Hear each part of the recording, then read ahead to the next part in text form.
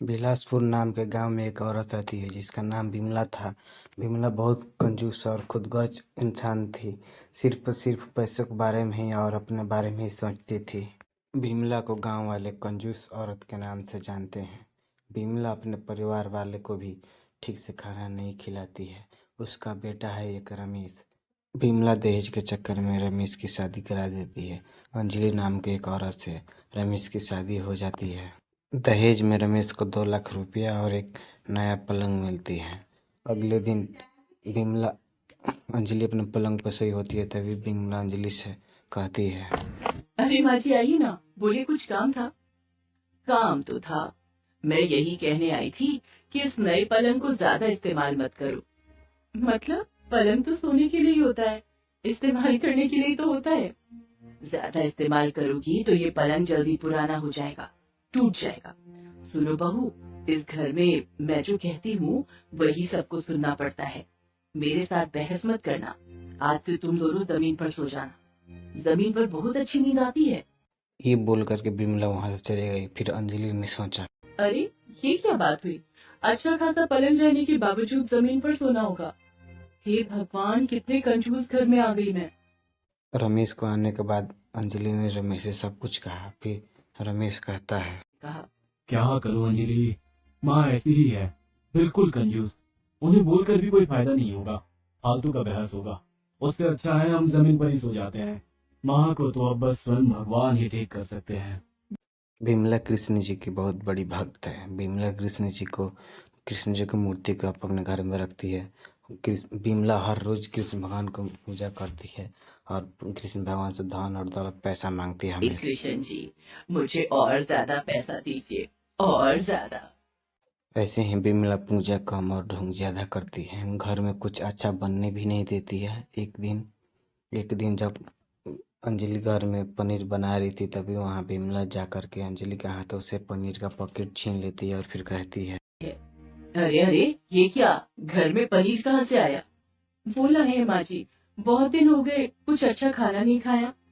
तो क्या हो गया, तुम लोगों को बस खाने की पड़ी है। फिजूल के खर्च करने में तो तुम लोग माहिर हो।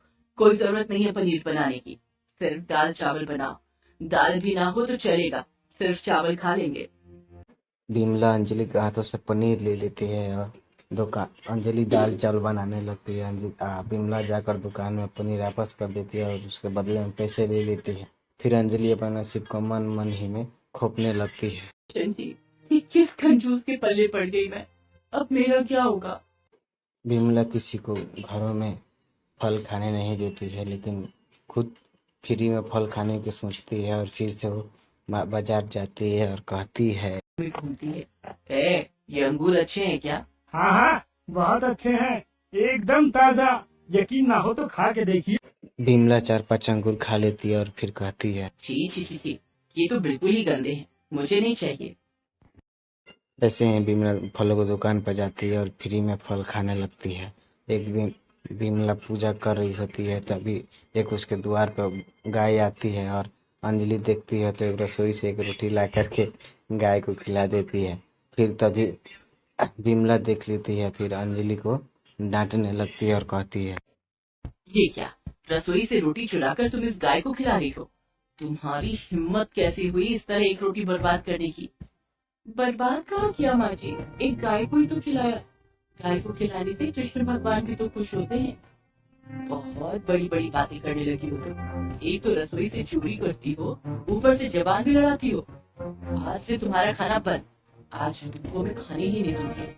अच्छा, एक रोटी के बदले मेरी 4 रोटी बच जाएंगी। ये बोल के बिमला चली जाती है और अंजलि रोने लगती है और कहती हे कृष्ण जी, आप तो सब कुछ देख ही रहे हैं। मैं गर्भवती हूँ, इस हालत में मैं खाली पेट कैसे रह सकती हूँ? कुछ कीजिए ना कृष्ण जी, कुछ कीजिए। स्वर्ग के वृंदावन में बैठ के भगवान कृष्ण, मैया राधा और बलराम देख ही रहे थे।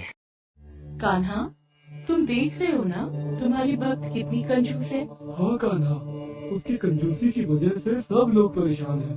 तुम्हें कुछ करना चाहिए। हाँ कान्हा, तुम्हें उसको सही रास्ता दिखाना चाहिए। तुम लोग सही कह रहे हो, अब मुझे ही कुछ करना पड़ेगा। उधर रात हो चुकी है। अंजलि दिन भर कुछ नहीं खाई थी, उसको भूख लगी हुई थी और पेट में बच्चा भी था। इस हालत में भूखा रहना ठीक नहीं है। तभी अंजलि चुपके से किचन में जाती है और बिस्किट निकाल करके खाने लगती है। तभी वहाँ बिमला आती है और कहने लगती है, ये क्या बहू, तुम चोरी करके बिस्किट खा रही हो? मेरे इतना मना करने के बावजूद तुम फिर से चोरी करने लगी? नहीं नहीं माँ, चोरी नहीं कर रही हूँ, मुझे भूख लगी थी, मैंने चोरी नहीं की। मुझे बिना बताए खा रही हो, ये चोरी ही तो है। तुम्हें शर्म नहीं आती है क्या? रुको, अभी तुमको मजा चखाती हूँ। ये कहकर बिमला अंजलि को बाल पकड़ करके उसको घिसट करके कमरे के लेके जाती है और खिड़की में उसको बांध देती है। अभी रहो यहाँ, तुम्हें 2 दिन तक खाना नहीं मिलेगा। बिमला चली जाती है और अंजलि रोती रहती है। बिमला जाकर के सो जाती है। तभी उसके सपने में कृष्ण भगवान स्वयं आते हैं। बिमला, तुम रोज मुझसे धन दौलत की प्रार्थना करती हो ना। आज मैं स्वयं आया हूँ तुम्हारी प्रार्थना पूरी करने, लेकिन उससे पहले तुम्हें कुछ करना पड़ेगा। कल सुबह से जितने भी भिखारी या जीव जंतु तुम्हारे घर के बाहर आएंगे, उन सबको पेट भर के खाना खिलाना होगा, वो भी खुद के हाथों से। तभी मैं तुम्हारी मनोकामनाएं पूर्ण करूंगा। ये कह करके कृष्ण भगवान से गायब हो जाते हैं। सुबह हो चुकी है, बिमला की नींद खुल जाती है। तभी बिमला सोचती है कि कृष्ण भगवान स्वयं हमारे सपने में कैसे आ सकते हैं। ये क्या देखा मैंने, स्वयं कृष्ण जी मेरे सपने में? लेकिन उन्होंने जो कुछ भी कहा वो मैं कैसे करूं? लोगों को खिलाने में कितना पैसा खर्च हो जाएगा।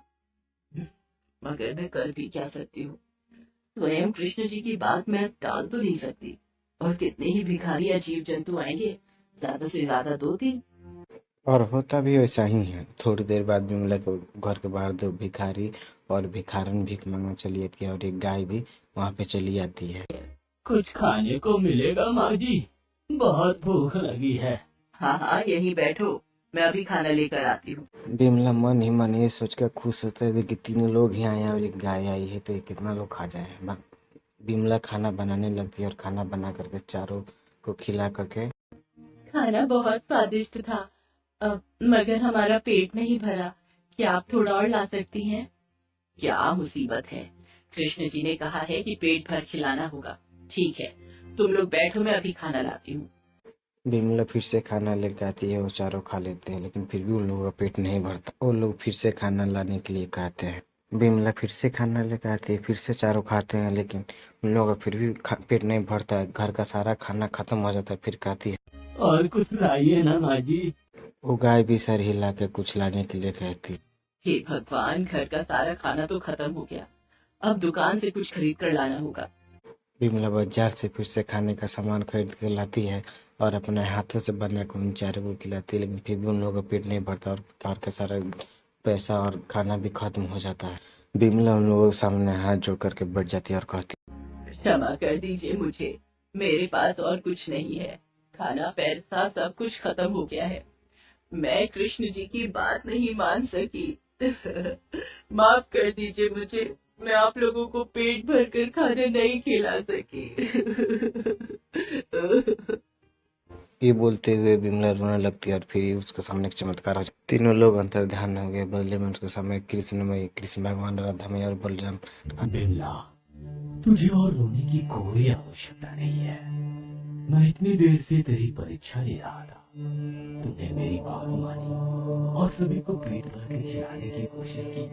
मैं तुझसे प्रसन्न हूँ। प्रणाम भगवान, दूसरों को खिलाकर जो खुशी मिलती है वो आज मुझे महसूस हुई है। मैं और कंजूसी नहीं करूँगी। तुझसे यही उम्मीद थी। तेरे पास जो भी था वो सब कुछ वापस आ जाएगा। सिर्फ ये बात याद रखना, दूसरों की खुशी में ही हमारी खुशी है। तथा ये बोल करके तीनों गायब हो जाते हैं और बिमला का सारा धन पैसा वापस आ जाता है। एक दिन बिमला अंजलि और उसके बेटे को खूब अच्छा अच्छा खाना बना करके खिलाती है और अंजलि पहले से बहुत बदल जाती है और कृष्ण भगवान को मौन से पूजा करने लगती है और अच्छे से खुशहाल जिंदगी जीने लगते हैं और रहने लगते हैं।